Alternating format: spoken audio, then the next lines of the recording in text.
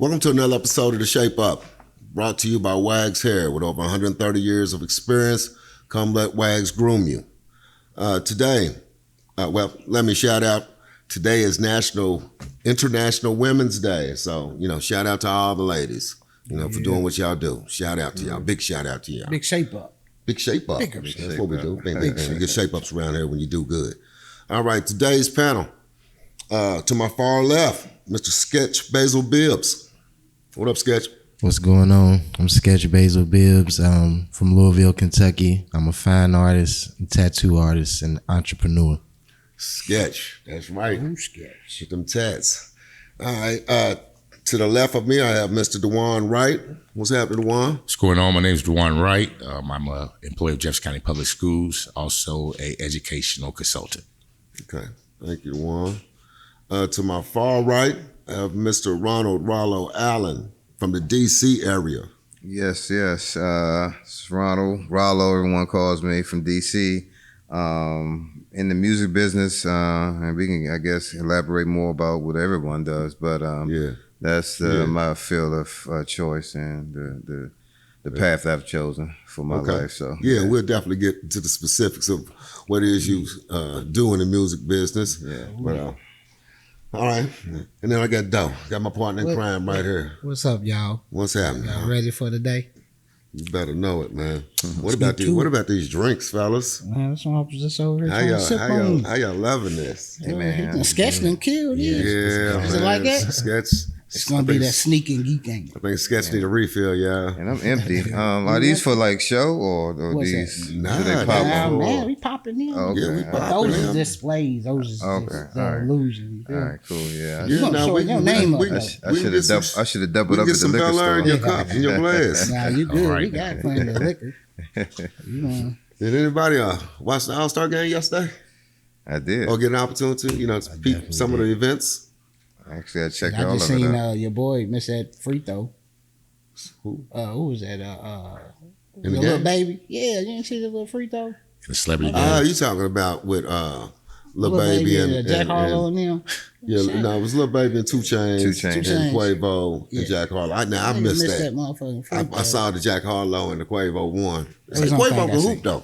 Yeah, He's a nice. Quavo ain't shit. he can. Well, he went for what was it? I think he had 20-some points out of the. I think 2 Chainz had like knee surgery, so he hasn't been the same since then. I believe. So, Yeah, he was definitely going easy on the 2 Chainz ones. He couldn't play for real. I figured something was because 2 Chainz He just can ball. he kept just trying to 2 throw down Chainz ain't shit. to Lil Baby.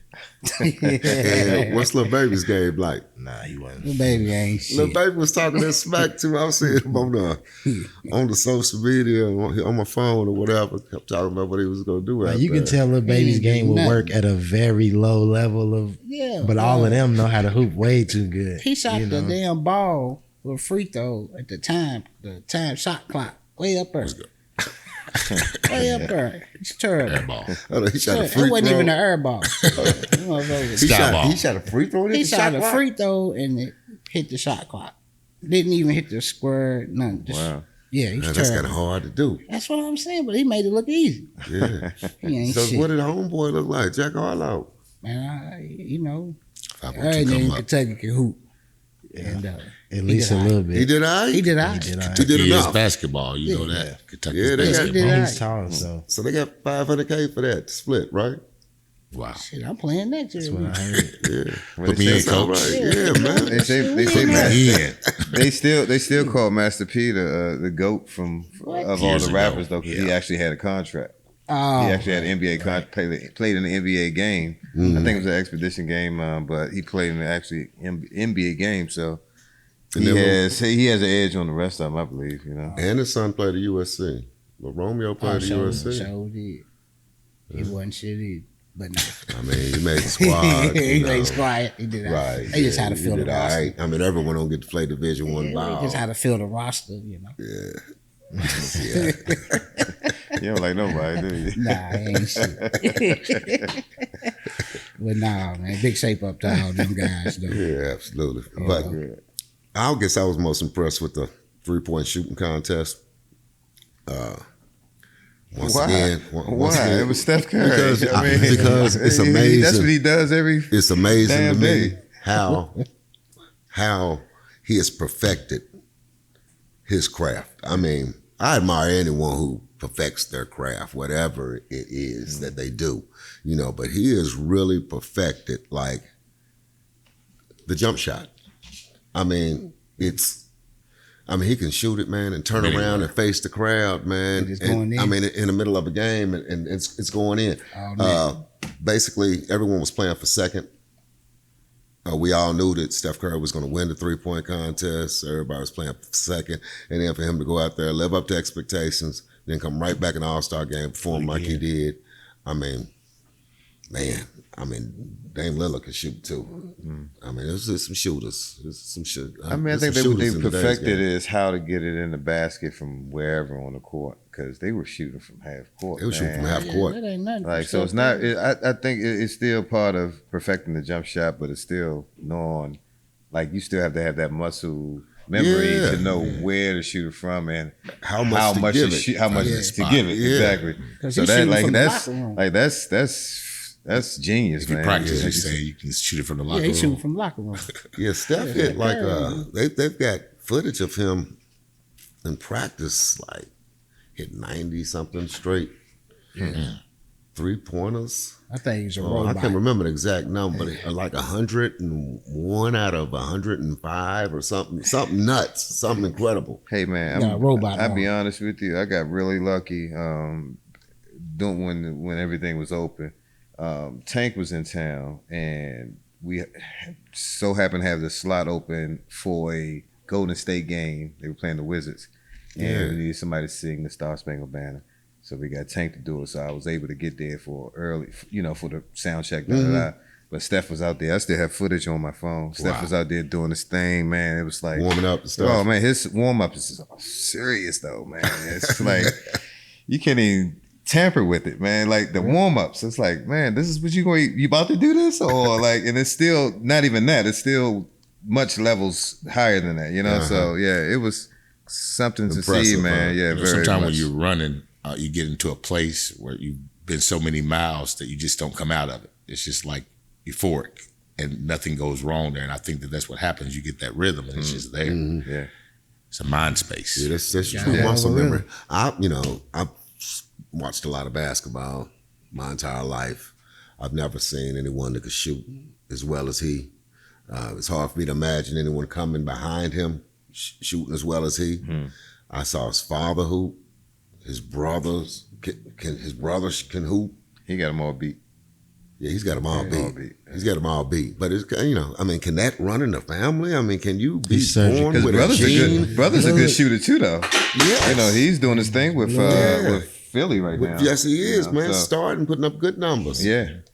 But it's you think it's something that you can inherit, a jump shot? Yeah, it's in his blood. Yeah, you can. You can, or have had a court. You probably can inherit in your backyard precision. All your life. This probably goes to precision nature. He probably does a lot of other things with precision too, for real. Because I knew a lot of good shooters. One of my homies, he was like one of the best shooters in the region when we was in high school, and it's about purposeful learning. You can just be on the court learning, but you got to actually take down the knowledge. Like you got to.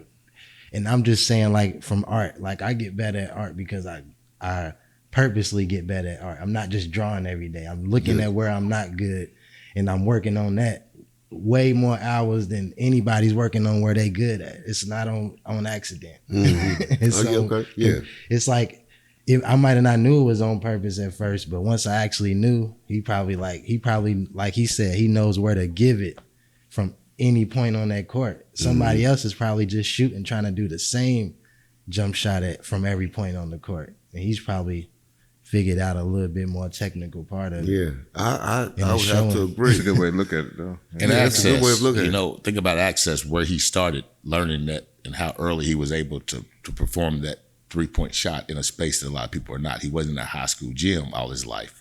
So with access, it's something that he's probably very open to, and have practiced that in a place that out of routine. It's just something he's developed from early age. You're actually right, because 'Cause they showed some footage with him as a kid, and he shot a half from half court, and he was maybe 10, 11 years old, My and he made it. understanding is that he's always had access, even at home, to a full court. Yeah. Where Yeah. It's we definitely a often learning. So see the people standard, start the, off. the you're level saying was it's a higher learning- for him. It's not the broke gold made out of the milk cart Yeah, he had a good facility. on the pole in the And he hood. had a You know good what I'm teacher, saying? too. Exactly. And Access. it's not too hard for us to imagine, if a father can have a son, two sons that, are magnificent shooters, just like a father can be a lawyer and have two sons that are great lawyers, or can be a doctor and have sons, two great doctors, be a barber and have sons that are two great barbers. I mean, if you're learning from someone that has done it before you and they're right there and give you all the knowledge that they have and somewhere to practice it, it's Well, we look at Jordan's boys. Neither one of them is dunking in the league. So, it's a thing too. It's a commitment to it. I think outside of that, definitely it is. the gift is often in people. They have to stir it up. Yeah, Definitely. I agree with that. They ain't nothing. They ain't nothing like that. But that's, I I don't even know if they were singing "I Want to Be Like Mike" when we was. that's something hard to live up to. Being Jordan's but son. I mean, give me a little But bit. is it of an edge? I mean, I probably how would have is pursued another career. But even path. as we talk about, Curry, how is it different from Jordan's kids who probably just again didn't explore that part of their life or as put hard. that time in? Could they have been even greater? Than their father? And I guess we about to see it with little Bronny. we go see it. Definitely. LeBron, see Bronny, what his I heart's about. Well, I mean, he just had surgery, so we'll see what It's- happens it's with that. terrible. But Duke is looking at him. I heard LeBron is all right. Duke might pick him up. I like Manute Bo's son. He's cold. Bobo. Bo. Yeah. He's hard. I saw on something that was on my phone. He got 7'9". Wow. He's still in, 15-year-old. he's still in high school, man. That's crazy. 7'9", and they're actually talking about him playing some D1. I mean, some basketball. Yeah, some D1 That's ball. crazy. I think in the late '90s, early 2000s, He's in Africa, though. Hakeem's son came to Western Kentucky, and we know that he too was not where his father was in terms of basketball. But again, I think it's something you just have to work at. Definitely like anything else. But you say he's 7 what? 9. 7'9". He can dunk without. He ain't got to just- jump. Just lift his hand. Yeah, he just Break stands his right wrist, there at that's the rim, it. can dunk. 7'9". That's just crazy. Yeah, they said the largest players to play in the NBA were Dang. it was two of them that was 7'6", I believe. He real bony. Is he bony though? He's thin. Real Yeah. thin. Yeah. He ain't shit. Nah, but- He can't get his shape up yet. Damn, 7'9" now? Yeah, That's he's a huge. giraffe. That's So a he baby played. So giraffe. his teammates, they had like one of his teammates standing next to him, which is the average height. But For a he was basketball 5 foot, player. yeah, like 5'9" or something like that. Oh, That's crazy. It was nuts. what was it? A kneecap? 7'9". I want to know what his length when he came out as a baby. What do you think he was? He's 7'9" now. How old is he? 7'9" now. Like About 15, 16, 16? like I think he's 16, 17 years He old. came had a out- late- he came late out- spurt. We should Google about There's a 14 little inches. discrepancy about his age. There's a little discrepancy about his 16 age inches. too, though. A lot of times, for whatever reason, in Africa, He's 30. they don't give you the right. Birth certificate. Yeah, the birth certificates. I mean, get look where they lost born and at. They born out in the jungle. Be older than what they say they are. So he's probably 30. He's probably 30, but he probably came out the womb like However, 118 inches and whatever his age is, 7'9", 16 pounds. 3 you know. pounds. God damn. It's Yeah, a baby we giraffe, we though. might have to put the investigator on there to see exactly Yeah, how we much, don't have that on how tall he was at birth. it. Damn. Yeah, but moving right along, Breonna Taylor, Rest in peace. she, Say her name. yeah, I believe Rest the in anniversary of her passing is coming up soon. Sometime this this month. week, I think. This Is it this weekend, week? Is it this weekend? I believe. Or So. Yeah, they said this some of the week. protests and stuff have stirred back up, Yeah. and Seen they've them, been out there. Yeah, they've been out this, You know seen them that Saturday come voicing their. last year, February 13th was kind of quiet because, again, it's when we transitioned to a lockdown here in the state when we weren't able to get out of our homes. And because of that, we did not see the news or we did not hear the news so much of her death until later when it came back up. But yeah, we are approaching that time in the next couple of days when she was fatally shot in her home. Yeah. Yeah, it was like mostly family and like the social media wave trying to get it there before it became national news, and you start seeing it and it was like, damn, this story's messed up. It's like, why don't nobody know about this? And then like he said, look, you know, It was a little like bit later. It was a delay. In regards to newsworthiness, though, we have to understand that the same pandemic, like that pandemic in terms of Black Lives Matter, as well as the COVID pandemic, both of those things took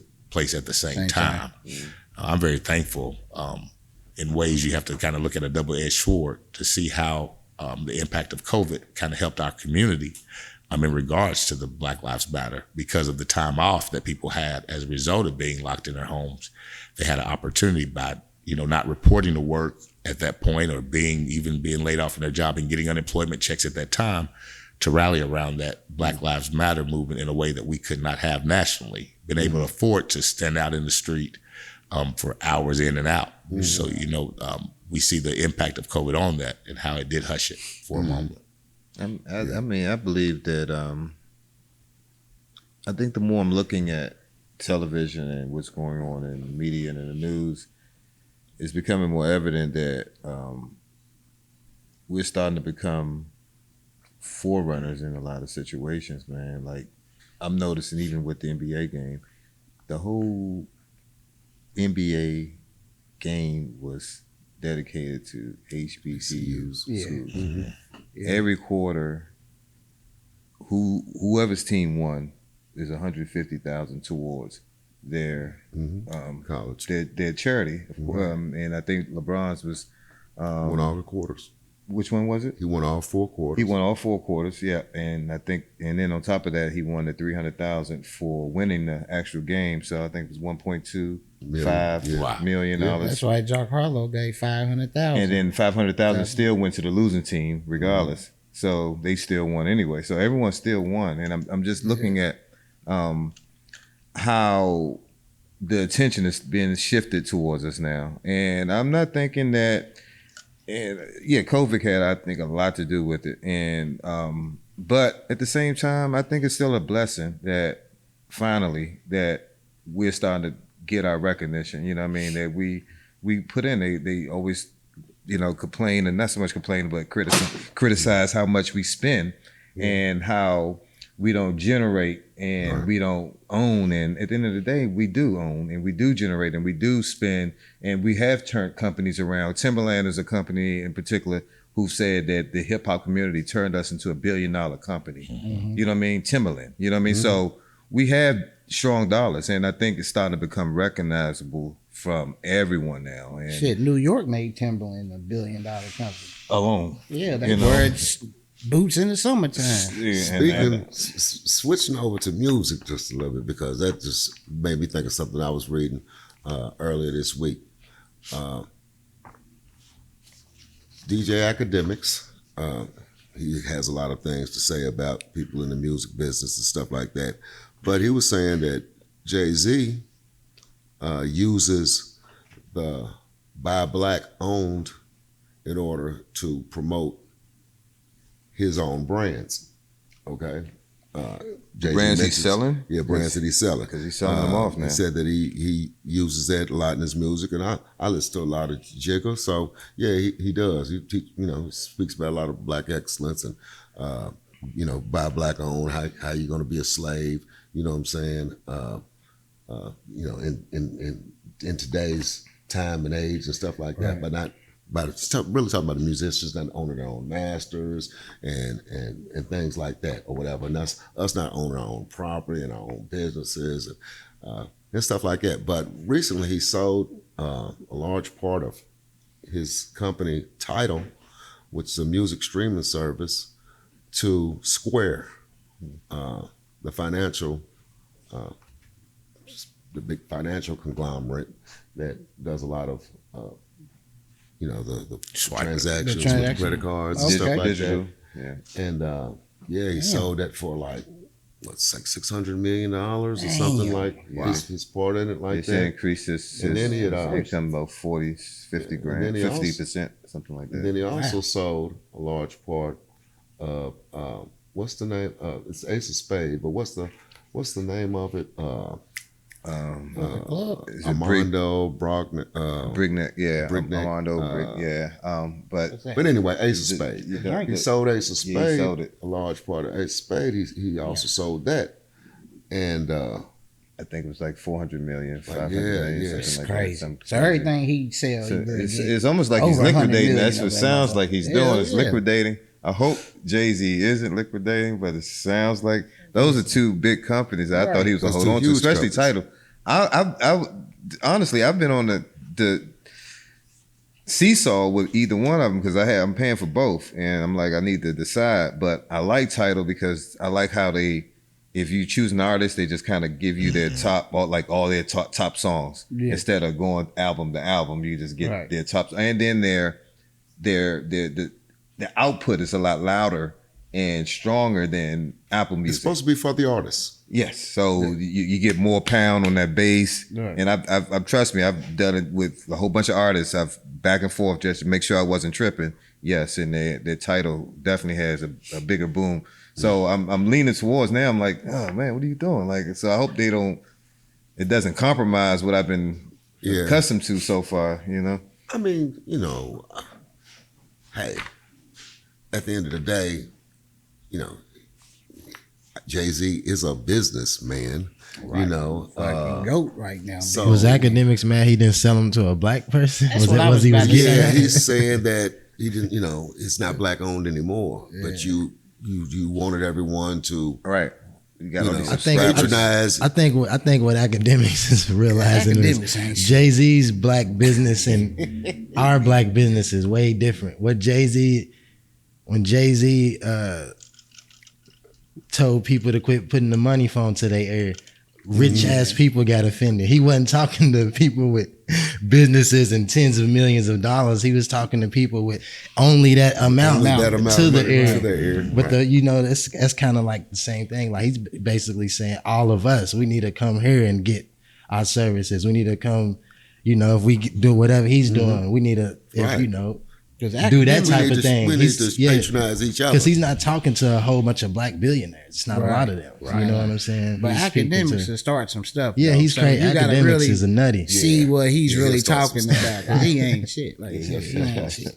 He'll start some shit. Next He's week, pretty it'll be much the something going corniest down. person that lasts. Like that keeps lasting and keeps lasting. grade with you today. Yeah, they will, man. They will. But Academics though, he really ain't shit. He'll start something though. But yeah, I like Academics though because he keep it real, but he get his ass whooped too a lot of times because of what he say. So let me ask you something. Switching gears one more time, Mr. Dewan. Now, you are a school principal, correct? Yes, sir. Okay. So, school members have to get the vaccination. You go get the vaccination? It was very important as we decided definitely to open the community back up that we offer that to classes of people, including healthcare, on down to the teachers. Kentucky was one of the first states to begin to vaccinate their teachers and show access to that. Unfortunately, I was in a place because of taking care of a sister who had COVID. I was not at that point able to go get a shot because I had been exposed. But of course, working on a list definitely to do a makeup shot in order to get schools back open. Okay. Cool. So do you think that JCPS is ready? Really ready to open back up? Whatever really ready means, you never are ready until the kids get there. Yeah. Know that you can make all the preparations that you can, like a good lesson, and there's going to be some holes.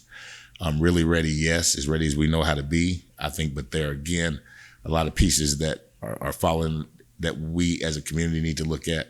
In this time, people have become displaced. So you have, sadly, parents that have moved in a year's time, which know there's a very transient community. Right. You could have a kid start in one home and go to two different other homes in a school year. Yeah. Having said that, we see a lot of transition around tax time. Right. So, I'm glad that we talked about Black Lives Matter, because I think that as we begin to take upon the benefits of people outside the community, we look and see what have we done wrong as a community.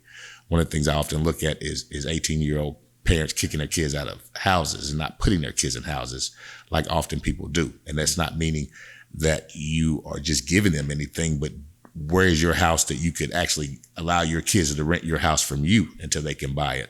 And all these pieces I think are important, but until we take care of our own community, I think that's just like a lot like our school district is that we really begin to see where the holes have been through this process called NTI.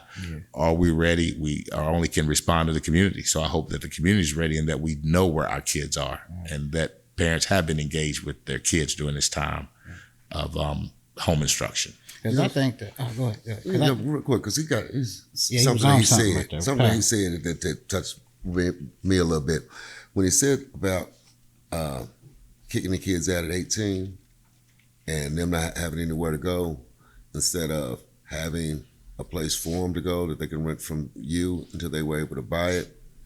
You know, I think a lot of the way people raise their kids is the way that they were raised. And if the parents didn't have certain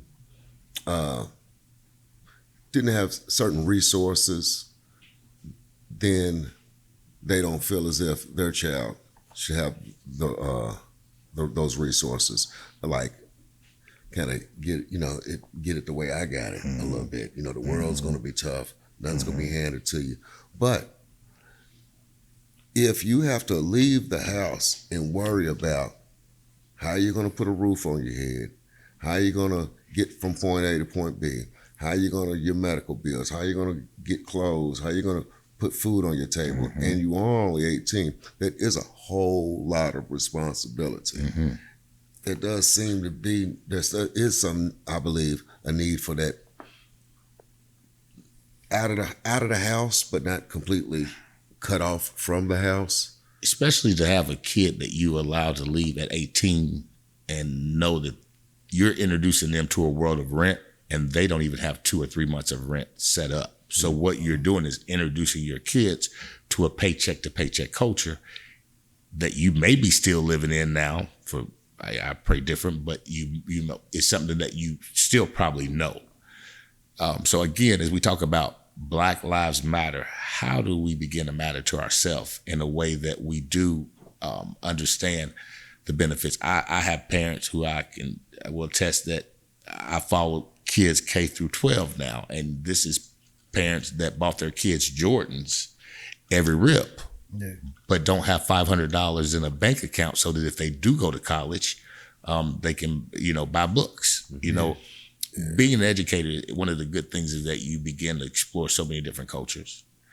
I live in an age now that I have watched kids come from other countries, learn a language, and perform it higher than people born on American soil. So you begin to wonder, what are these things?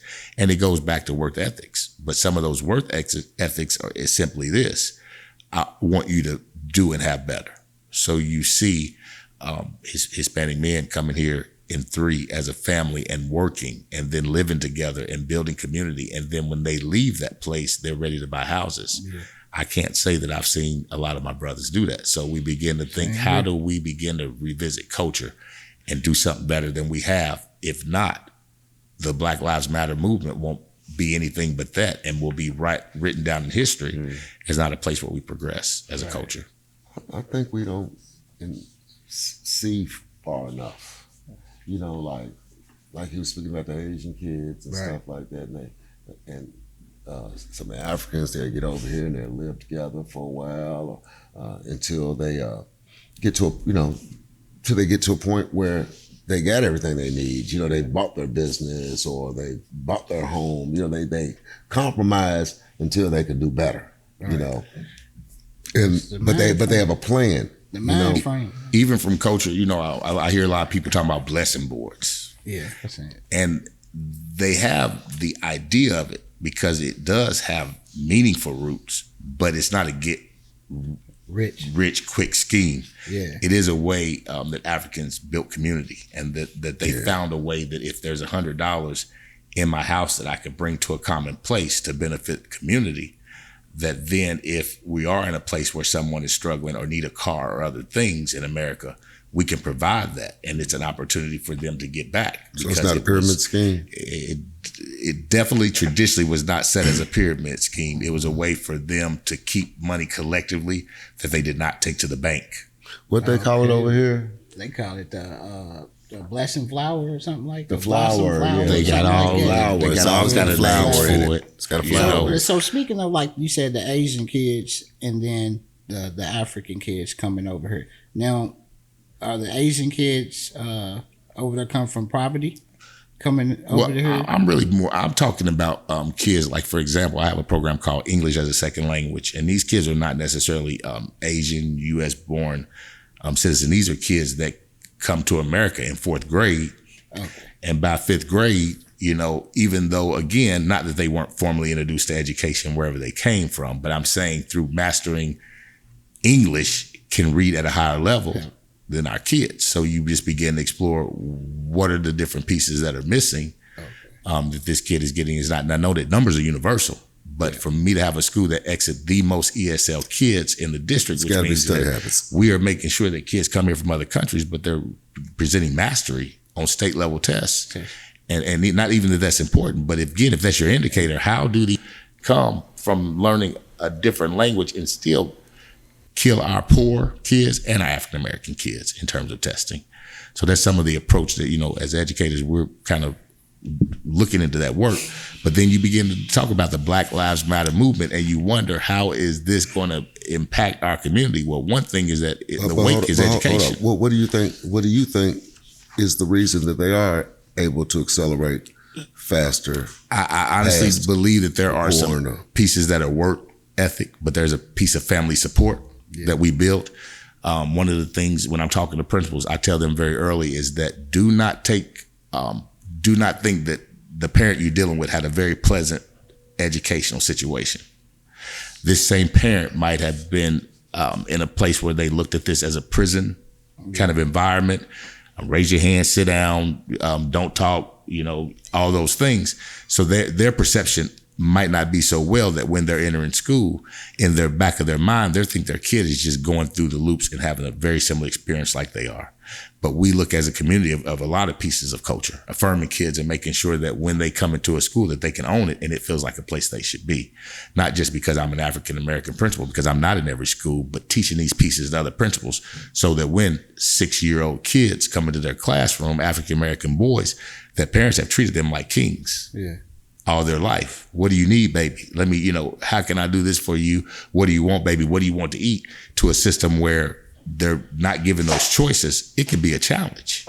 But preparing those young ladies and men so that they can bring those kids in there and bring them into the environment and cultivate it so that there's bits and pieces that they get so they feel like they can own it. Well, I think that over here, the main problem is that majority of the parents, they work in 12-hour 6-7 day shifts at jobs, so the child is pretty much at a young age, and they have to play grown. Mm-hmm. You see what I'm saying? I think speaking to the working ethics overseas, I think they only the schooling they graduate, they can be in college at 13 to 14. Mm-hmm. So have they looked into trying to see what their process of teaching is and try to bring it over here? I was having a conversation with tattoo artist earlier, and my question to him was, when did you make a connection to your career in school? As a tattoo artist, I would think that he could probably go back to some of those early experiences, drawing and things like that. Stick people and all. But one of the things is he probably didn't get a chance to actually decide what he was going to draw. The teacher probably always said, well, we're going to draw an apple today. Yeah. And from his perception, that's what he was supposed to create, an apple, instead of being able to explore, to find himself in a field that he could connect to as early as he was 10 years old. My question to kids every day is, what did you come to school for today? And how will it benefit you that you'll see yourself in the future?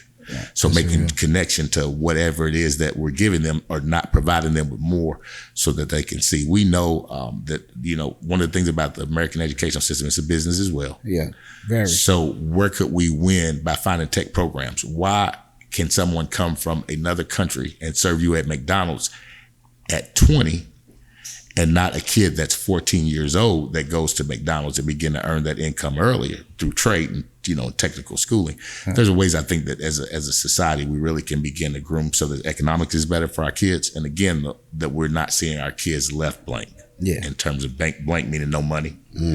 We know that we need money. We got to have money. So being that, why are you having more conversations with your kids about things that don't involve around helping them later, like money? Me and my mom talked about it. She got emotional, like what he said about the working. I believe in the epigenetic pattern of it, meaning a person, you are your parents' genes, but you're not a prisoner of them unless they present you into that. Unless they present you into the environment for them genes to come out. So let's say violent people, family. I mean, we know, and Louisville's a small city. There's last names that been doing crime for years, 50 plus years. Yeah, and they all do it well. They, Cartels. they go to jail well, make the money well. But there's also families of thieves, families of businessmen, families of police officers, people that just in certain environments. But you don't have to be a prisoner of that environment. But I told my mom, like, as good as we are in a lot of things, you didn't give us. I said, the people I follow on it, they say whatever you're not good at, whatever you got to keep trying hard at. Organization, money habits, them is probably and if you really take your ego out of it and look at yourself, like I looked at, like, what do I really struggle with? This. Okay, I learned manners. I learned my motherfucking business. I learned all of these things, but sitting down and really teaching me really teaching me real organization. I saw my mama for 30 minutes in the morning and an hour at night. That was it. Saw my daddy the same time. So even though as good as a parents as they was, breaking their back, that didn't equate to me growing up to know how to handle finances and not actually be dependent on college and dependent on another person's paycheck. I don't think enough attention is paid to with the curriculum in school about finances. I've always thought that there should be more like what real life was about in school. The sciences, the maths, the history, all that, that's important. I get it. You need to know where you come from, a little bit, why things are the way that they are. But I thought that, especially once you get towards high school, that it needed to be more curriculum on the real life. Handling money, finances, how to pay bills, simulating situations where... I think one of the things that we find is there's a very uncomfortable conversation for people. People just do not talk about money enough. And again, while there's pieces of that, I think that, again, some of those values come from still back to home. One of the greatest things that could have ever happened for me is that when I transitioned from high school, the day after leaving high school, I began to work for a bank. And I began to see some things that helped set my life apart from how it could be. One of those things is, even in the decision making of, I earned a 6-figure income for years before I bought a car. But that was important to me because I remember sitting in the bank and noticing the difference between the people that had and had not. And what I mean by had not is there was not a lot of people with $5,000 in their account. Having at least $500 in my account as an 18-year-old from a grandfather who gave me allowance and told me the importance of managing money. It was important for me to make sure that I did not end up in the same situation that I seen. Most of the people that were rich pulled up in the F-150 that was probably 5 years old or older. Yeah. They did not pull up in the Cadillac. Right. They did not pull up in BMW. One of the things I noticed that these gentlemen, if they were married, they owned their truck, F-150, and they leased their wife's car. All of these things were very important traits that I learned of a lady that barely made a meager income, but she had lots of money in her account in terms of thousands, because one of the things she did was she paid herself first. Right. So the money that I could have been going out and buying lavish luxury cars and renting $1,500 per, one of the things, recently I had 2 brothers at my house, and they were debating having a pissing contest over one of them paying $1,200 for rent and one of them paying $1,300 for rent. Being that both of these people will come and ask you for $20 tomorrow, I begin to see how stupid both of them were, especially being that I will share with you my rent is $700. Right. Know that I can work 2 days and make sure that all my bills are paid. Okay. Those things are important to me because, again, the economy, I have a little sister, I have a little brother, I have a niece, I have a nephew. They will never be broke because I wanted to flash today. Right. These are things that, again, in the middle of a Black Lives Matter movement, that we've got to stop the process. And even if we stop it today with our kids, we just tell our kids this: baby, I know you want a Louis Vuitton purse, but until you got double that money, I will not allow that to be your life. So with you being a principal now, what curriculum are you going to throw into the school that's going to start that? So the way that you see things differently, the cultural piece is this. My kids, we talked about a barbershop book series that I'm bringing into you all that will feature books with kids that look like the kids that come in the barbershop, the kids we see day in and day out. They need to see books that look like them. So what I make sure is that it's introduced through the curriculum. So if you're teaching kids how to read, you're teaching them some other pieces while you're teaching them how to read. And some of those things are facts of life that are important. I think that are very important lessons culturally that our kids get. And what benefits our culture benefits all. Trust me. So with that, I think it's being very intentional in making sure that our kids see things that look like them, and they read of things that are interest to them. And that even teachers that are not exposed. One of the best things, again, that could have happened in life, I think is no coincidence, is sitting in a senior class as an educator, being the only African-American male graduating in that class of teachers at Western Kentucky. And this white girl from Morgantown saying that she's glad she met me because now she knew that not all black men was like the ones on the rap videos or the ones on TV. That's right. Do know that it meant a lot for me as an educator to know that it was important for me to teach this lesson to all the other Caucasian young ladies I would run across, because while we sit in the barbershop, we know that we all come from different facets of life. And that's what's good, is that it's a good mix, and they should be prepared to teach all those mixes as well. Speaking about that little racial tone right there, that segues into something else that I was watching this morning that I want to discuss. Did anyone see the Oprah Winfrey interview with Prince Harry and his wife? No, I seen I ain't seen the interview I've seen itself, the but I facts seen the little around it. caption of it. Yeah, I know that she got What undersold was and going somebody on. spoiled the story before she got it out. Yeah, well, I've seen just the facts around it a little bit myself. I haven't seen the whole interview, but I want to go back and listen to it, because the part that I was listening to this morning, they was discussing on CNN. Don Lemon was very livid about it. Was the fact that when what's the young lady's name? What's the princess's name? Megan. Megan. Exactly. Meghan Markle. Megan got pregnant by Harry. There was concern over how dark the skin of the child would be. The prince would be. The prince would be. Yeah. Coming to made it America. known, yeah, they made it known. It was known that Queen she was concerned about the color of a prince for this family. That was the main. But Harry concern. said it wasn't the Queen, wasn't his grandfather or his grandmother. That was raising the concern about the darkness. Well, I thought they mentioned the palace. That's what they said, right? Right. The palace. But he made that, he stated that clearly, that it wasn't the Queen Okay. or his grandfather. Okay. But it was some other family members that raised that question and had some type of a conversation. Even brought it to Megan About what the color of the baby about was? what the color of the baby was going to be. We can talk about that She's over she's mixed. Yeah, no, Yeah, But she's think about- biracial. Biracial. I was watching a recent documentary on TV and how that still outplays here, even in America. Let's think about the rap videos. One of the things I was listening to Jamal Bryant, he was talking about his mom having a conversation that he had brought all these esteemed women over, but he said she brought to his attention that none of them had looked like her.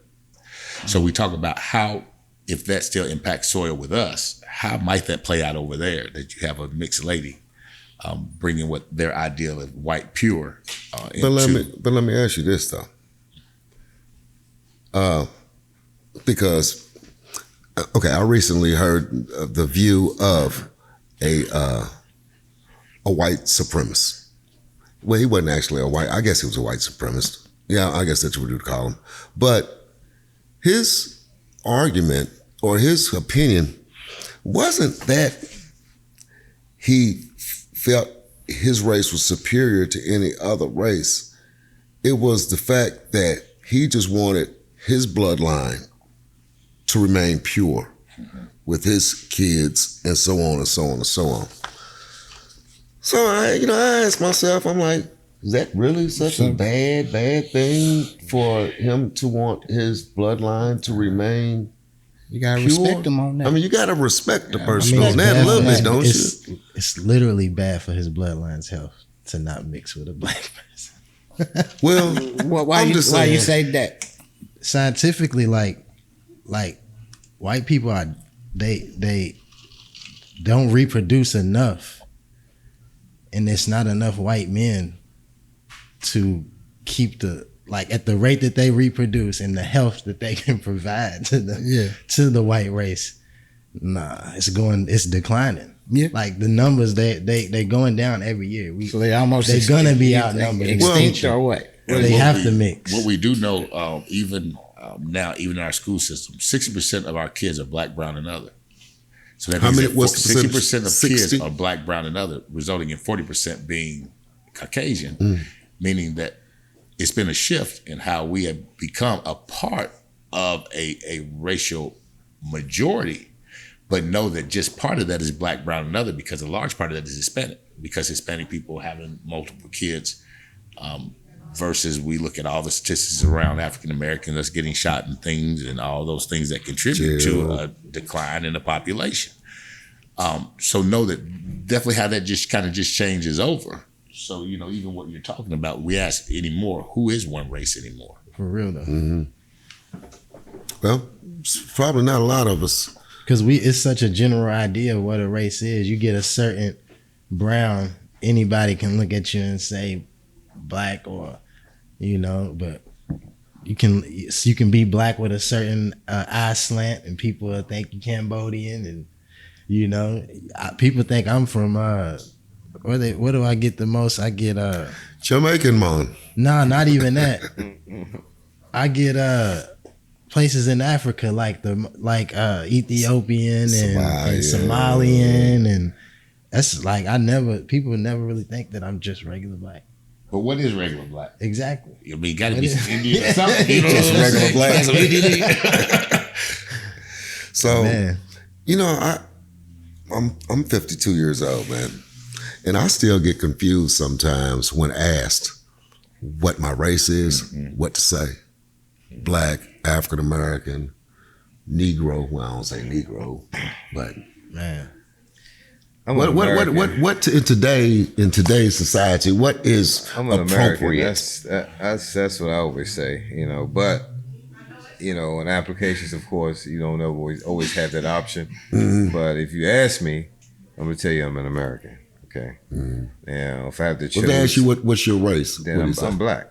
You're black. I'm not African American. You notice you also see now Yeah, like black. a lot of black non-Hispanic. You notice that there's always that filtered Non-Hispanic. question that asks Hispanic, non-Hispanic, and it just yeah. kind of tells you again a change. Having went to Cuba 2 years ago, and what you would be surprised about in Cuba is that they're all black, brown, and other. There's some people that are going to be your complexion, my complexion, even darker than me, and they're all one people. They're all Cubans.